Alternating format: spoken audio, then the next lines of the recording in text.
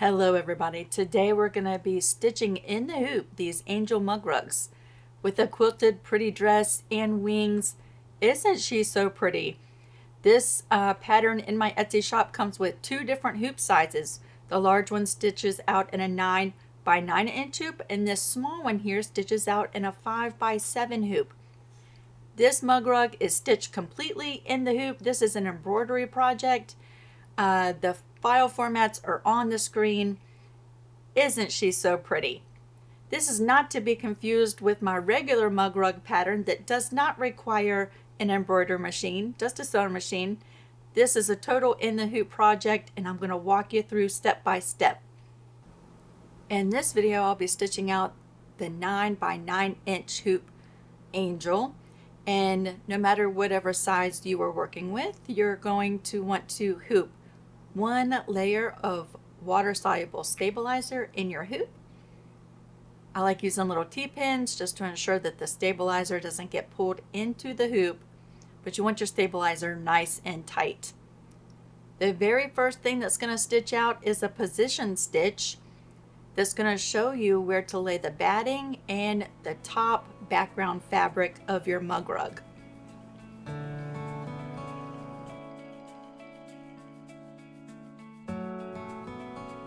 Once that's done stitching, you're going to bring in one layer of batting. I like using Warm and Natural, it's nice and thin.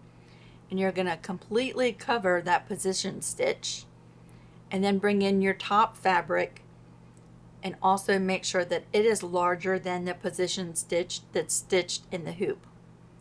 You're going to lay those nice and flat right down on your hoop.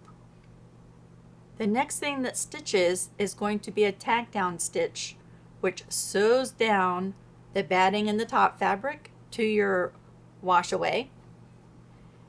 And once you're done with the tack down stitch, you're not going to trim the extra batting or top fabric. This just ensures that the fabric doesn't pull from your stitches while it's doing all the stitches within this mugrug. And we're going to trim all the extra material away towards the end.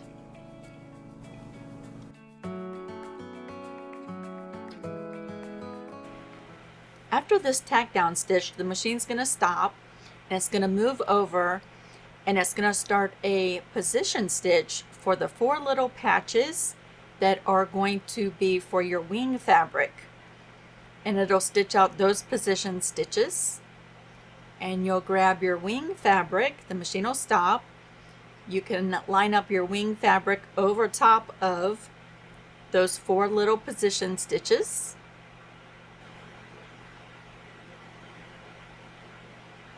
Just making sure that they're all covered. This fabric barely made it. Right on the edge. Once you get it lined up, you can hit start again, and it's going to do a tack down stitch of your wing fabric.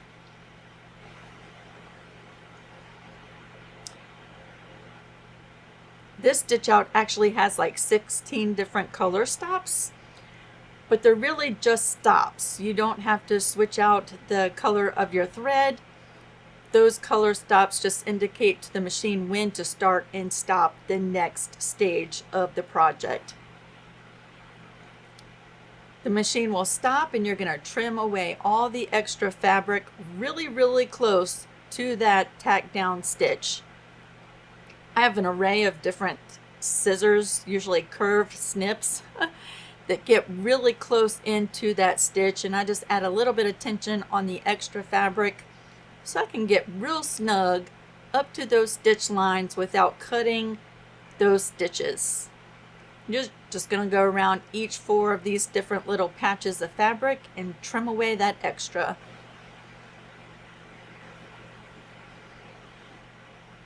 Then you can return your hoop to the machine. The next thing it's going to do is some quilting within the wing area. This is just going to stabilize the wing area and give it some really pretty texture without necessarily having to use like heat and bond light on the back of the fabric, right? Making it a little bit stiffer. The quilting will just snugly keep that fabric down on your mug rug and add some pretty texture to it. Make sure to cut those little jump stitches. And then your machine's going to start again, and it's going to do a position stitch for the 2 arms and the face fabric.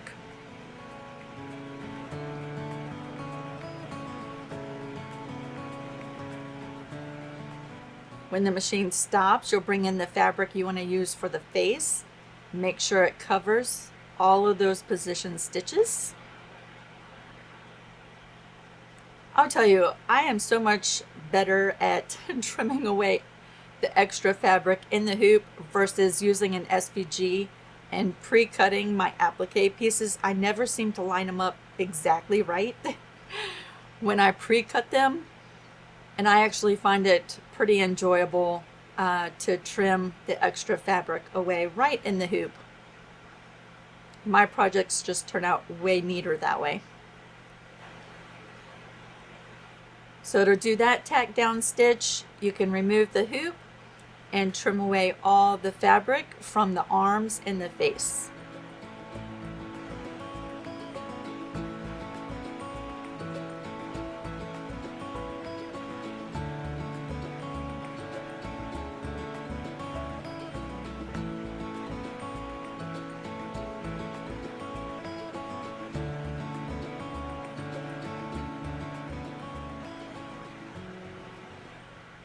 Here she is, all trimmed up, and back to the embroidery machine she goes.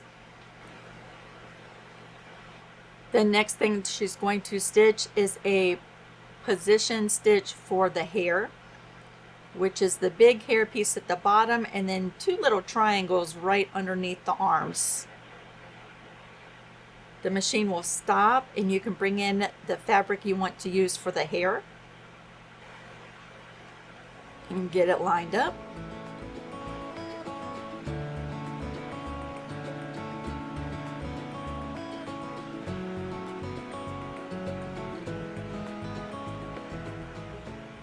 When you hit go again, it's going to do a tack down stitch of the hair fabric.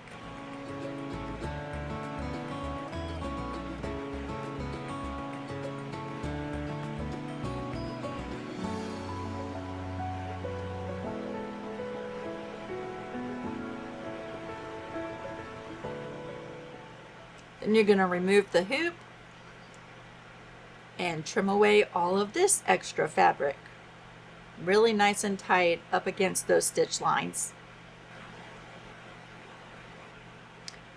I like to trim that extra fabric really close, but we will have a satin stitch that's going to cover all of these raw edges coming up here in just a little bit.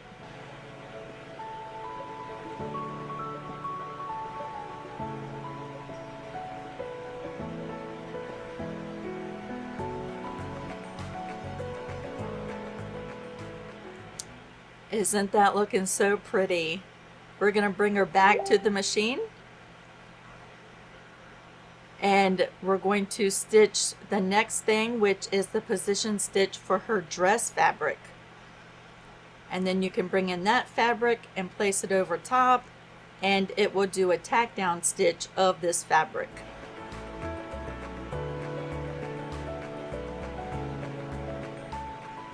When it stops, you'll remove the hoop and trim the fabric, and this will be the last time you have to remove the hoop and trim extra fabric for quite a little bit. You might hear some pings in the background. I'm getting some notifications from Facebook. Sorry about that. Isn't that so pretty? I love these fabrics. They just coordinate together so well. The very next thing that's going to stitch is a stippling quilting stitch within that dress.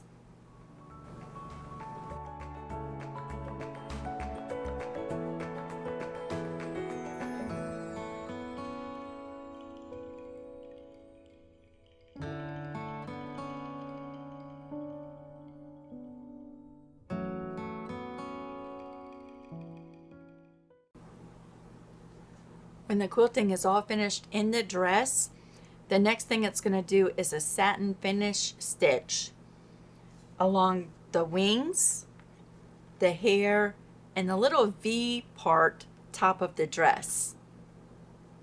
Once it's done with all those, it'll stop and you're going to want to trim all the jump stitches before moving on, because you don't want to stitch over top of them in the next part.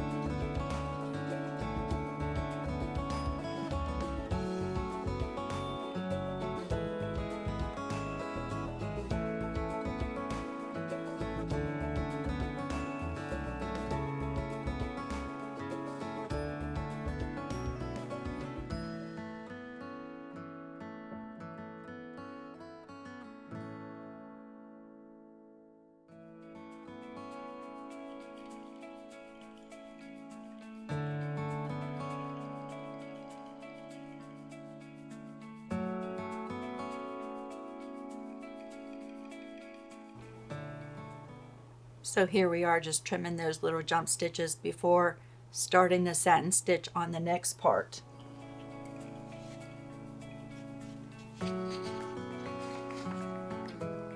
I find that my little flat tweezers help a lot. I don't have to remove my hoop to cut those little jump stitches. When you press go again, it's going to do a satin stitch, stitching down the arms and the face and the dress. And it should just run from one arm around the face and stitch out the other arm,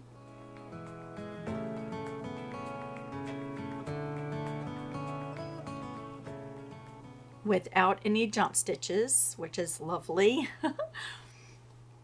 I've been learning so much in embrilliance, y'all, running from one arm over to the next and then stitching out the dress and the face area with a feature in Stitch Artist 3 called branching. I'm having so much fun. So it's going to stitch out the remainder of the dress.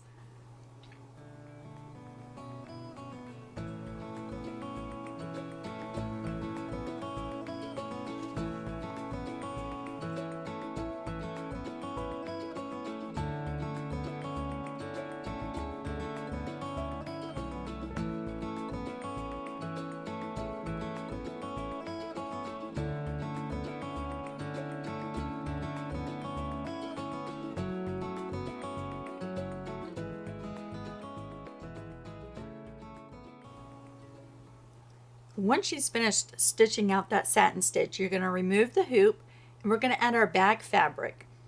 Before we do, I always like to just trim up that little start stitch at the very top. Sometimes it creates a little nesting when it first starts stitching. So I have my back fabric here, and I'm going to bring in just a piece of cardboard and some 505 spray and spray the back side of my back fabric and lay that on the back side of my hoop, making sure it covers the entire mug rug shape. We'll flatten that out and we're going to return the hoop, and the next thing the machine's going to stitch is a tack down stitch for the back fabric. This whole mug rug stitches out completely in the hoop, so when we're done, there's no additional steps. You are all finished with this mug rug. So it's going to go through twice on that tack down stitch. We're going to remove the hoop one more time. And I like to trim the extra batting and top fabric first. The batting adds a little bit of puffiness in there. You just want to make sure to trim that as close to that stitching as possible, so that the final satin stitch covers all of that along the edge. And then I like to go in and clean up my little corners, my little valleys. Nice and close. I just want it all to be caught within that satin stitch. Then we're going to flip her over. Isn't that so pretty? See how nice and close I got to that stitch? We'll flip her over and trim away the extra back fabric.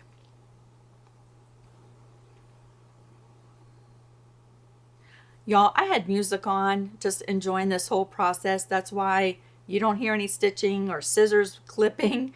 I had to mute all that so that I could play the video without any copyrighted music in my video. So I had music on, just enjoying this whole stitch out. The very last thing that this is going to do is a satin stitch, which will enclose the entire edging of your mug rug and finish it off nice and pretty.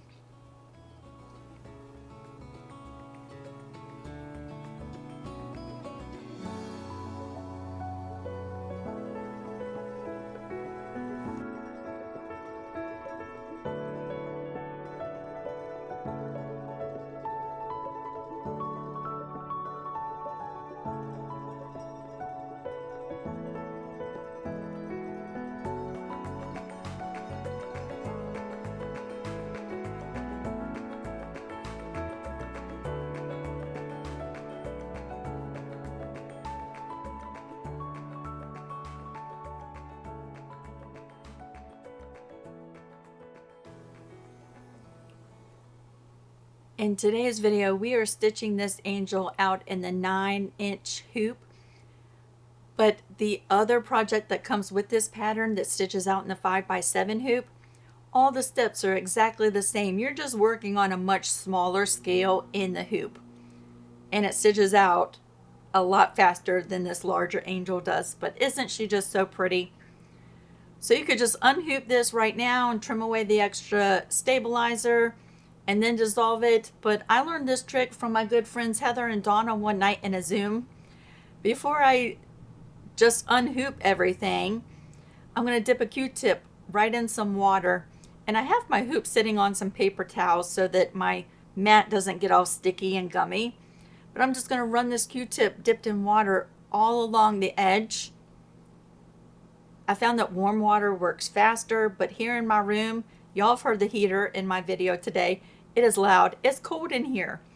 So even if I had warm water, it wouldn't stay warm very long. But run your Q-tip in water right along the edge, and it's going to loosen up and just release that mug rug nice and pretty right outside the hoop.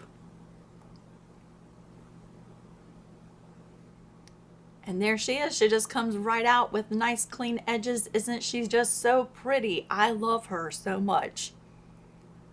I've made several with all different color combinations of fabric and thread, but I hope that you have fun with this project. It's been great hanging out with you, and I'll see you really soon. Bye, everybody.